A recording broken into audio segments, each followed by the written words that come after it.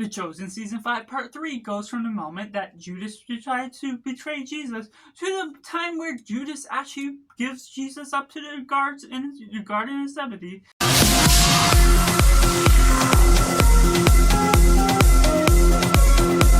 And welcome Cinema, where we focus on the film. I'm Joss, this is Simply Cinema. Let me know down in the comments below what you thought of The Chosen Season 5 Part 3, which is Episode 6 or 8, if you saw it in theaters, or if you're seeing it later when you get to see it online. Make sure to like this video if you enjoy it, subscribe if you haven't already to join in the film culture community, where we talk about the love of cinema as a whole, and taking it right into positive. Overall, I'm generally enjoying what we got out of this series as a whole. All the technical aspects, bringing certain ideas to life, and going into season 5, there's a lot more resources of the Bible that is actually portraying parts of the real time that we're getting to actually explain and present on screen. It's not too much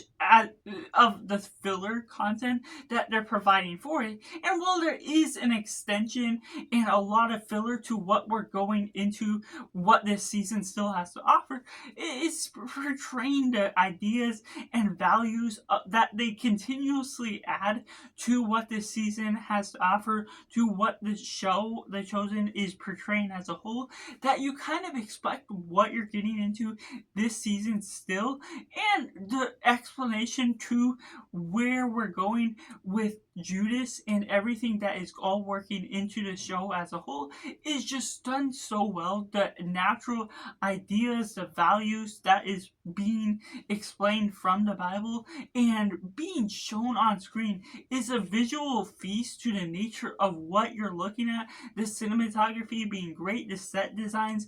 exorbitant to the nature of what they do, and the casting is always so good. The disciples, Jesus, of course, portrayed by Jonathan Rumi, and Dallas Jenkins is a great director that really portrays this season well as a whole, and getting a younger Pontius Pilate that just does such a great job throughout is something that's so well and something different that I didn't expect to get necessarily out of the season, not knowing necessarily where the season would end, which this portrayed the finale in part 3. It does so well in ending this season on the kiss. I thought it would go a little bit further, but I'm still really satisfied knowing that part 6 is part of the crucifixion. Everything leading on from that kiss is the betrayal, the big moment, leaving it on a cliffhanger that just does such an exorbitant amount of detail to the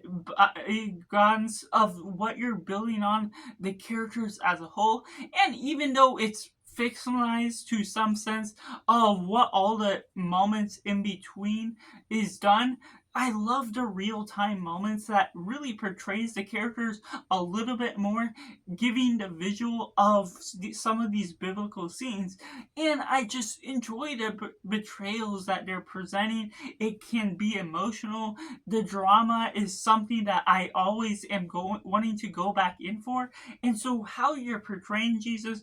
and excluding him from episode 6 of this season, except for the prologue, is something that was big and something different for the show to tackle and handle because of all of the different things you're building on. The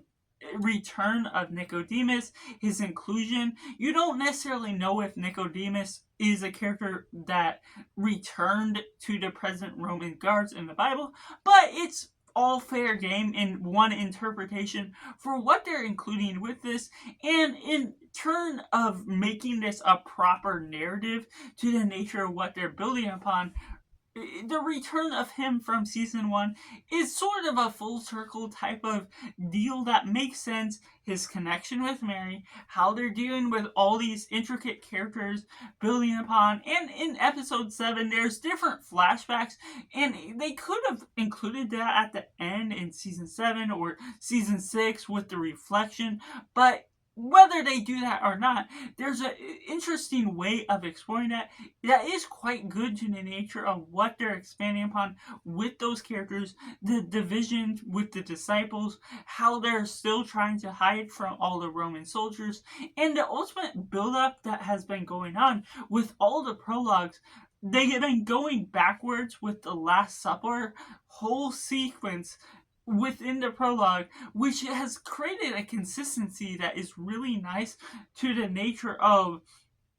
going backward with all of these different sequences, and that goes into a play where when you're watching it straight through, it is nice to know the tie-ins of where you last ended. It doesn't necessarily need to be that way, but it is a different sort of form that it can be interpreted still in the same way, adding in some filler, but at the same time the context of what you're interpreting from the Bible is mostly still portrayed in a proper manner that I can enjoy it as entertainment, but still be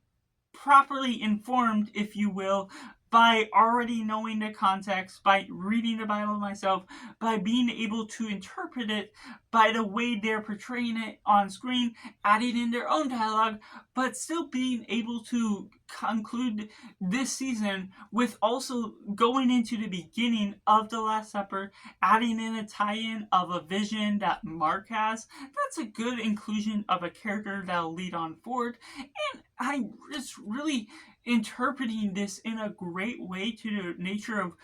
tying in all these characters that they're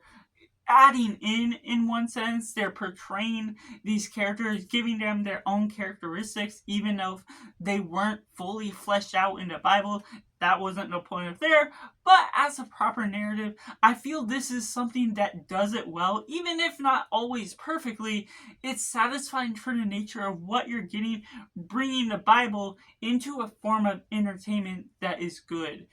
and taking it into the mixed elements. I've said this before, I still will say it for other things. This is a element of interpretive fiction where once you start to include other parts that are not in the Bible itself,